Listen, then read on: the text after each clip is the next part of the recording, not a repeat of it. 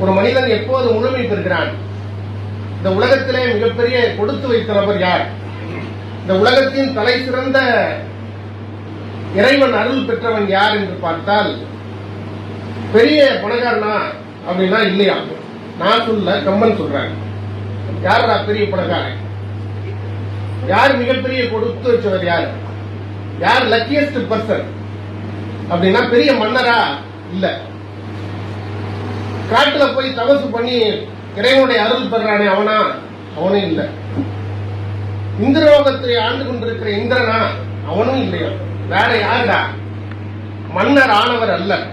மன்னர் இல்ல. மன்னர் ஆனவர் அல்ல.